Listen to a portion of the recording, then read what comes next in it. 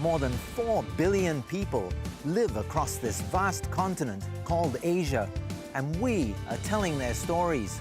On this edition, extreme weather, threatening Vietnam's way of life and the livelihoods of its people.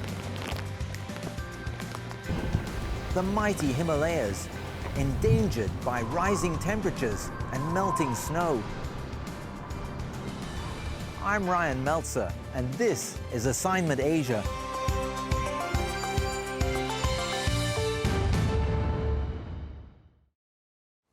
With over 3,600 kilometers of coastline, Vietnam is considered among the countries most vulnerable to the effects of climate change, including rising sea levels, flooding, and typhoons. But its challenges don't end at the coast. Its mountainous interior is susceptible to drought, while rapid urbanization is leaving its cities vulnerable to extreme weather as well. I traveled from the Mekong Delta in the country's south to its northern highlands to see firsthand the impact of a changing climate and how Vietnam is striving to adapt.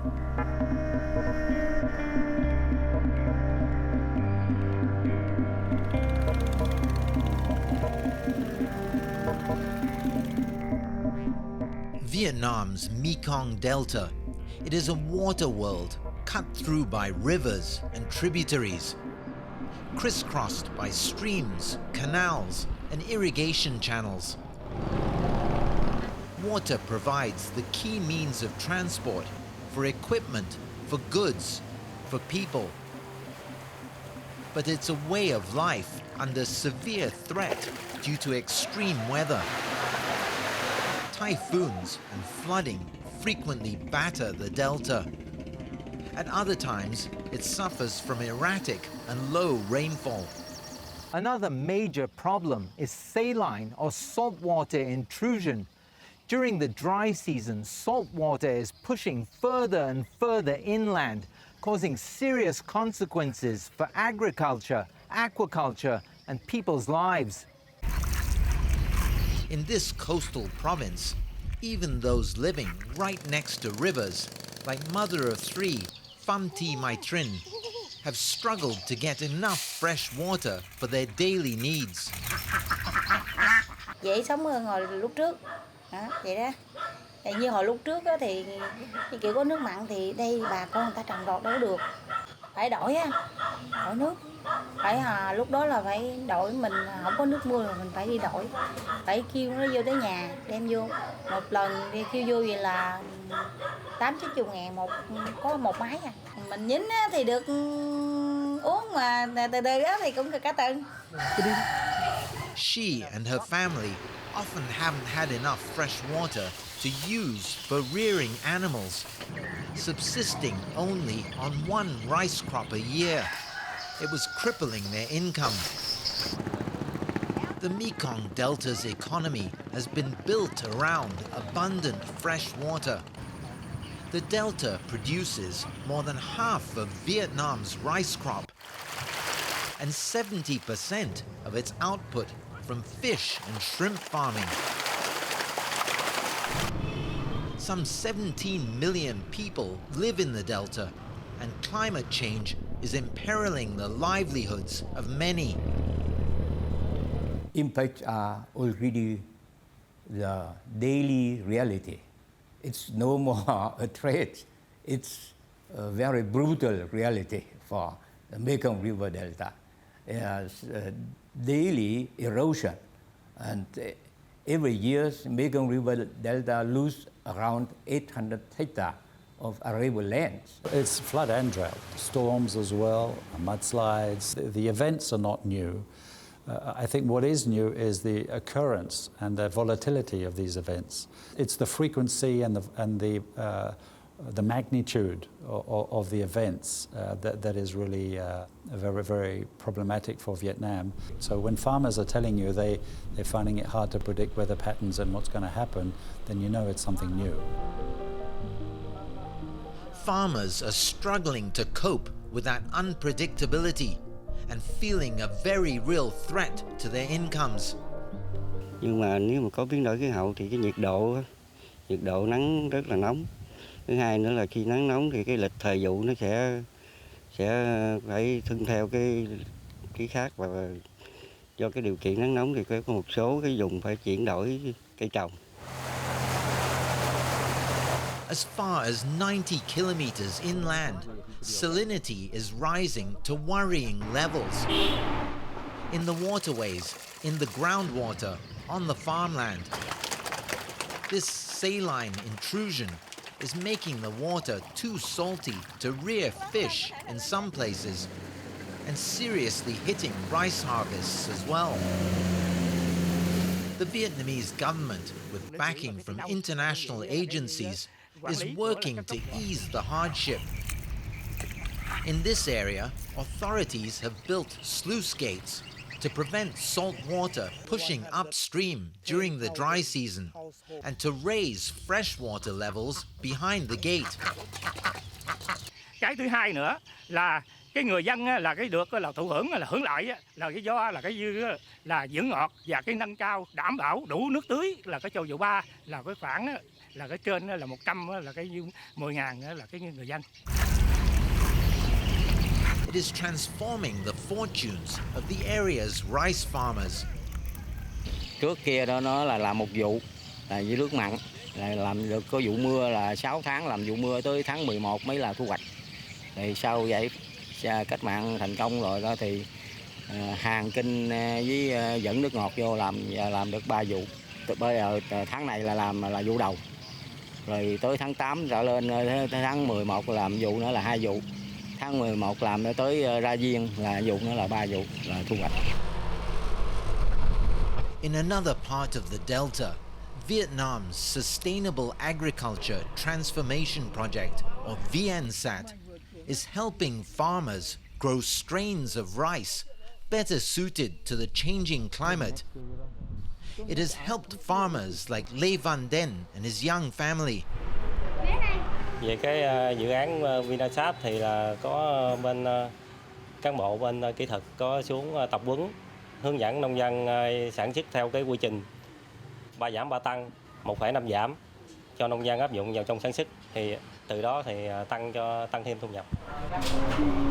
Lê's village is also benefiting from VNSAT's efforts to help them rely less on rice and to cultivate alternative crops like flowers and fruit. This is where the changes of Vietnam agriculture have to be adapted to climate change. In some areas in Vietnam, some transition to more resilient crop, some transition to less water consumptive crops, some transition to brackish water are fundamental. As great as the threat of climate change is to agriculture, there's a lot more at stake. For a longer future, if the sea level rise by 100 centimeters to the end of the century, maybe 38% of the Mekong River Delta underwater. And it's a very dramatic scenario. Can Tho City is the economic heart of the Mekong Delta with a population of some 1.25 million. But it's no more immune to the impact of climate change than the surrounding countryside. In just the past dozen or so years, the maximum tide in this low-lying city has risen some 20 to 30 centimeters.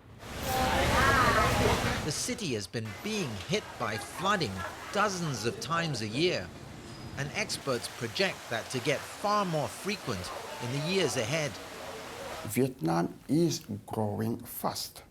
Vietnam is urbanizing fast.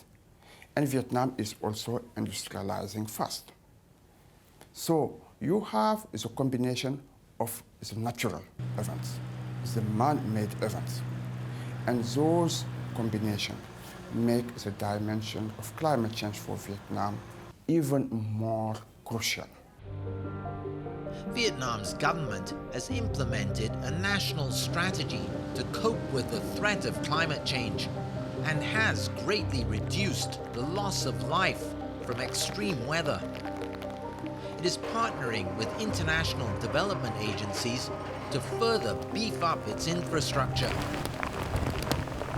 We are trying to help government mainstream into their development planning more climate change awareness. So these mitigation measures are not sort of afterthoughts. The Mekong Delta is far from alone in Vietnam in seeing and feeling the serious impacts of extreme weather. In the central city of Da Nang, fishing boats take shelter from an approaching typhoon. When it hits, the nearby UNESCO heritage city of Hoi An bears the brunt of it. It might look quaint, like a sort of Asian Venice, but this is how Hoi An is supposed to look. People here say the annual flooding is getting worse, disrupting the tourism that is the town's lifeblood and causing significant losses for local merchants. Nó chưa hình nặng thôi, lãi tới chỉ ta phang cao chứ khi là lãi bút chỉ ta它在水里面一定是坏的。And in the highlands, in the country's north, a region where most people struggle to eke a living from subsistence farming, and the incidence of poverty is at its highest, more frequent and extended drought is the new reality. Vâng, về thời tiết thì bây giờ nó khác với ngày xưa, nó nóng hơn. Ở cái bản này thì nó đúng hơn là nước sinh hoạt thì thiếu. Nó không đủ nước sinh hoạt, mùa này, mùa tháng 4, tháng 5 này nước sinh hoạt phải san sẻ thôi, không đủ. Thật ra mà nói thì không có nước để sinh hoạt, tức là tắm giặt, mình chỉ san sẻ để ăn uống thôi. Đấy, cái bản này đấy, cho nên nó ảnh hưởng đến cái đời sống của bà con là chắc là đến cuối năm có thể về cái thu hoạch lúa ngô không biết nó có đạt được không. 2,000 kilometers to the south in the Mekong Delta, people are learning important, if painful, lessons about the need to be less reliant on rice production or even traditional agriculture. That's especially true in areas where water is brackish, a mixture of salt and fresh water. It will be essential to completely shift from agricultural practices which were mainly based on fresh water to economic practices which are going to be based on brackish water. There are also some opportunities amid all the challenges and risks. Instead of 3 rice harvests, now they move from 1 rice harvest and 1 shrimp harvest. And the shrimp harvest is much more profitable. And the revenue of the shrimp, it's 300% higher than rice. Maybe sometimes it's even 500%. In the Delta, on the front line of Vietnam's struggles with a changing climate, efforts to ease the impact are showing promise. Phamti Maitrin and her family are far better off since the construction of the sluice gate in 2018. Rồi nuôi thì chăn nuôi thì dễ dàng hơn, rồi nước nó sạch sẽ hơn, nó chỉ sống là thoải mái hơn là hơn lúc trước á, đỡ hơn. Adaptation, preparedness, mitigation. These are not just catchphrases in Vietnam's struggle to cope with the impact of climate change. They are imperative if the country is not to see the erosion of the economic gains it has made, and also to ensure its people don't slip back into poverty.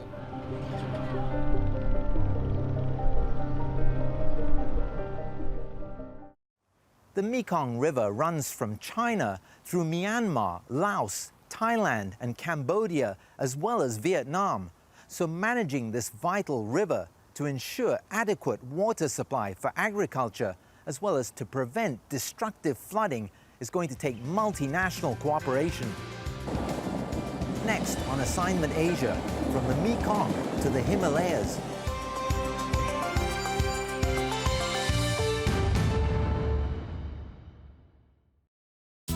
stories of hope, triumph, innovation, and change. We uncover the truth and go great lengths to tell a story.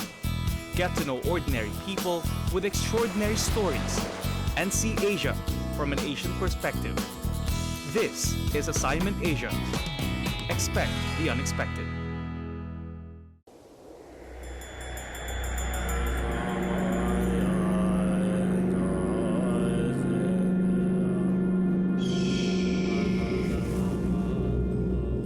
Culture Express. See the world in color.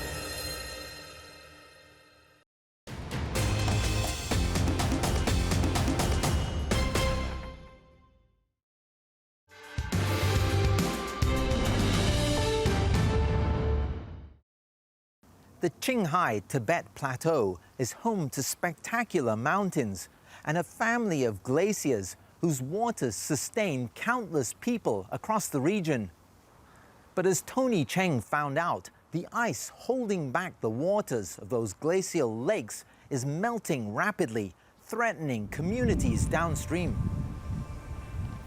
For the privileged climbers trying an ascent of Everest, or Mount Komalangma as it's also known, this year has brought a new challenge: overcrowding at the summit.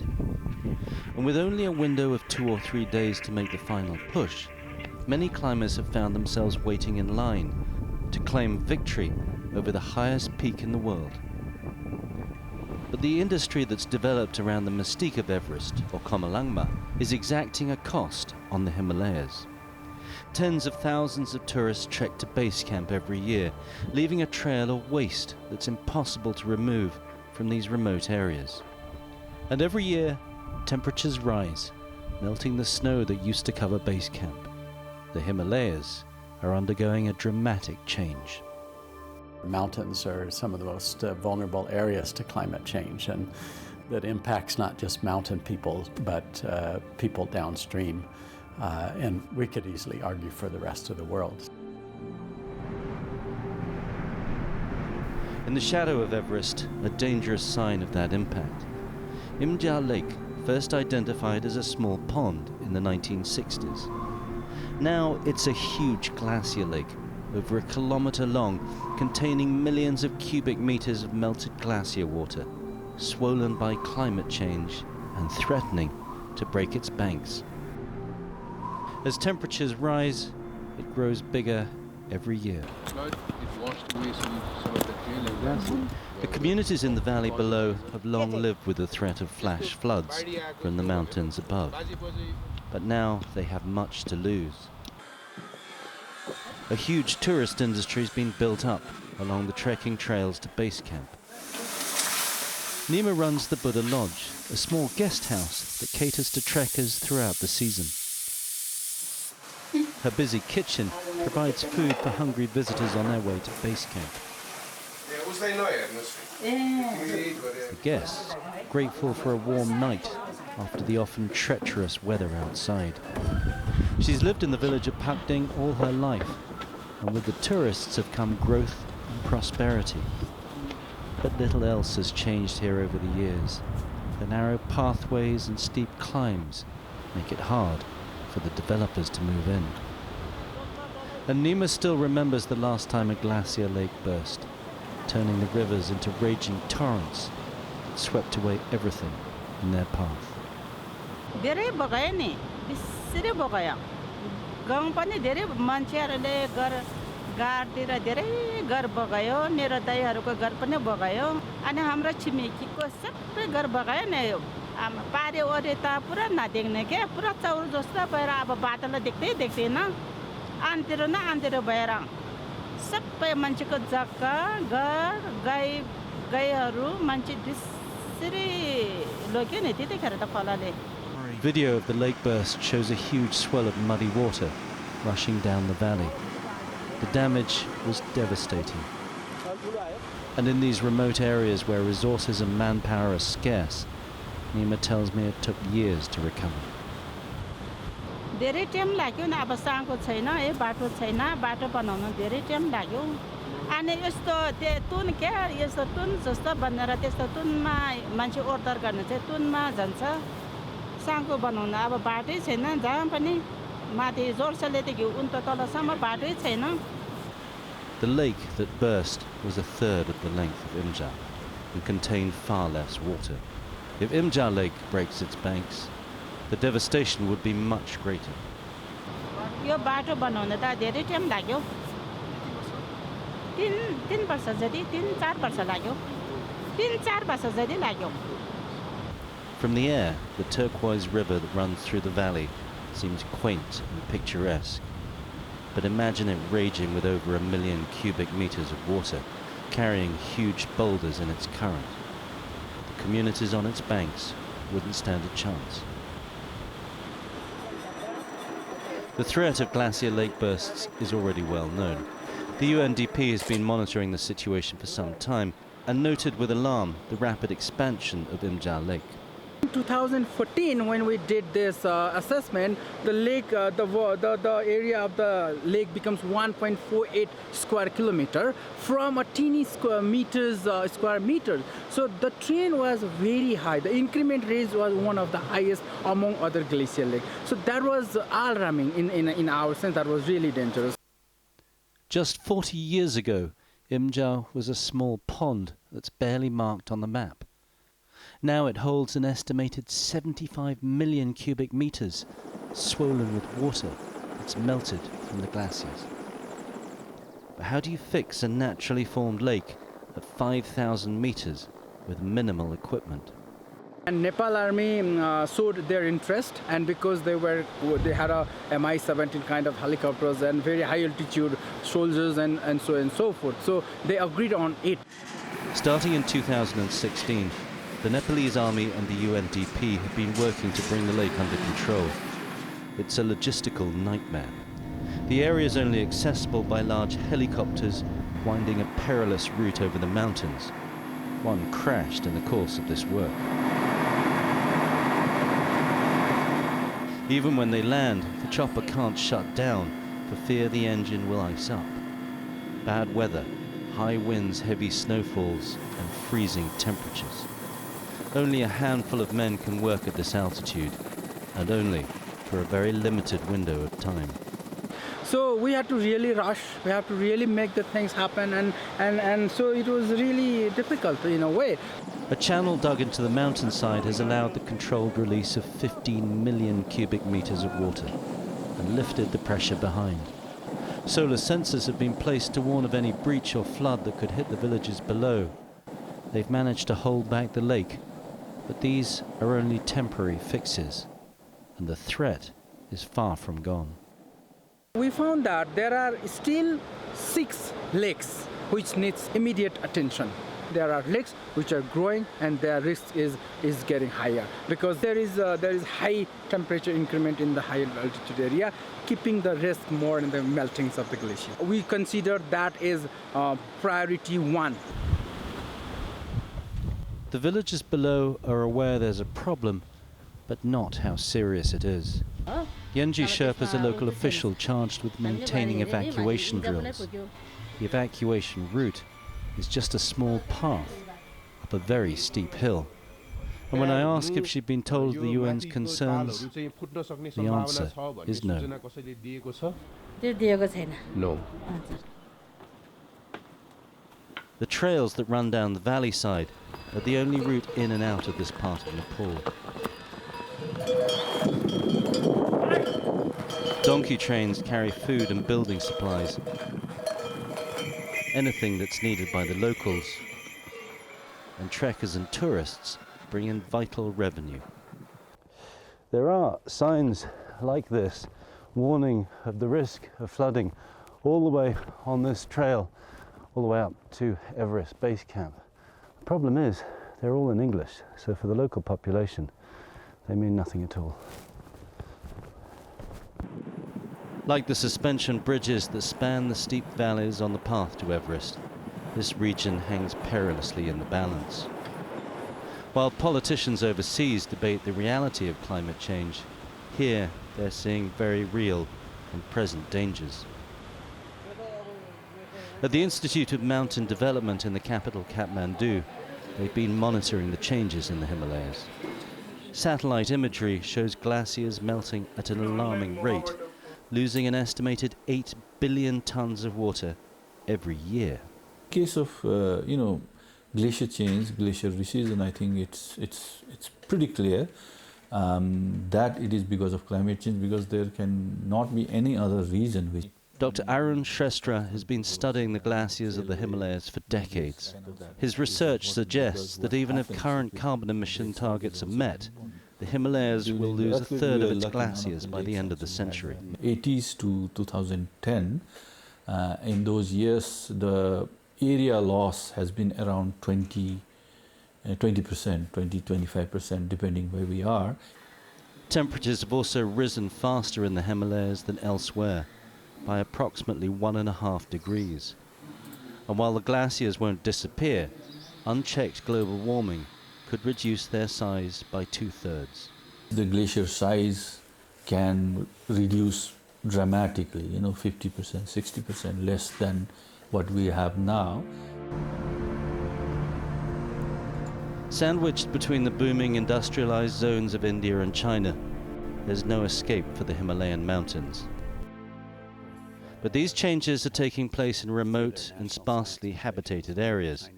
How important is the health of the glaciers for the rest of us? Think about Yellow Yangtze River, but also Indus, Ganges, Mekong, and 5 more rivers. So in those river basins, about 1.9 billion people live. That's about a quarter of humanity living just downstream of the mountains, in some way getting water resources from mountains. Many of the communities that live along those rivers rely on water for their fisheries and farming. Even small changes in water flow upstream are having a profound impact on the lowlands. And the glaciers also play a vital role in cooling hot monsoon winds and regulating seasonal rainfall. As they shrink, weather patterns are becoming more unpredictable. The hazard of floods and droughts will increase, right? We might get more rain, but more intense rainfall events, and in addition, much more drought periods. So we have to be prepared for more disasters.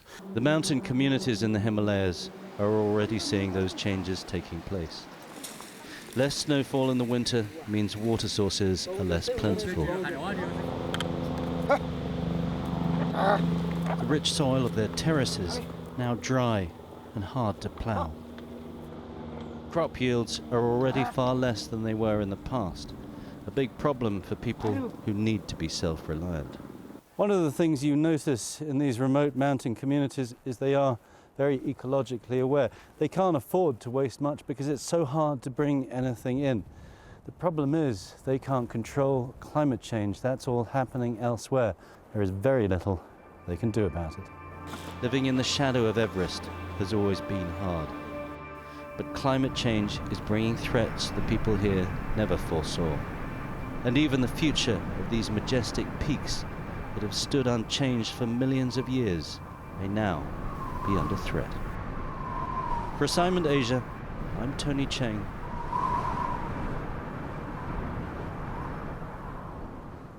Environmental scientists have warned that the clock is ticking, and they say that to avert disasters, everyone from policymakers and researchers to charities and communities has to work closely together.